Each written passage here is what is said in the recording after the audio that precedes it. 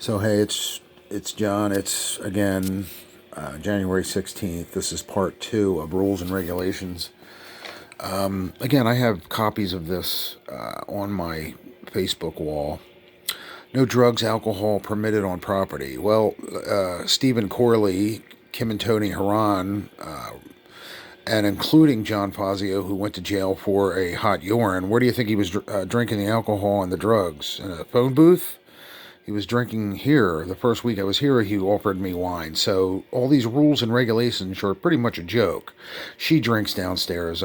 Stephen came up after knocking on her door with a beer and a can of beer and a cup. Went in and drank with her and said she's pretty much a lush.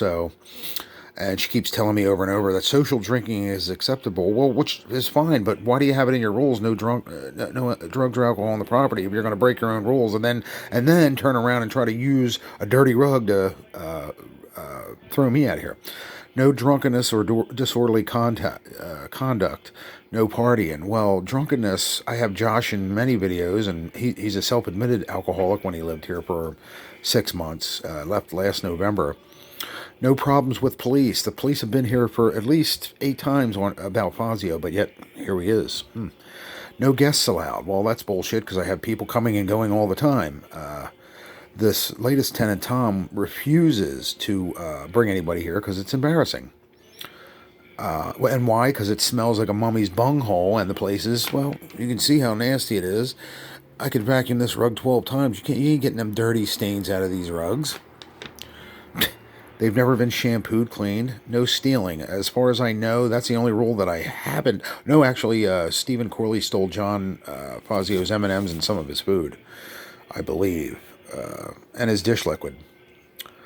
So we're supposed to inform her if there's any problems. The problem with that is she comes up and makes it worse. She doesn't.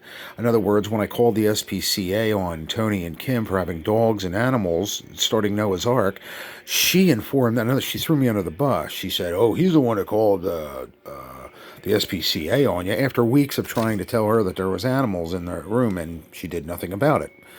And again, it's the same thing with the bugs. The third day I was here, I told her we have bed bugs. She said, "Oh, we bring them under our skin. I don't give a freak if Jesus brought them here by mule train. You're responsible." Matter of fact, the rules say that. Remember when I read that the building will be exterminated for our health? Yeah. What a joke. So that's part two of rules.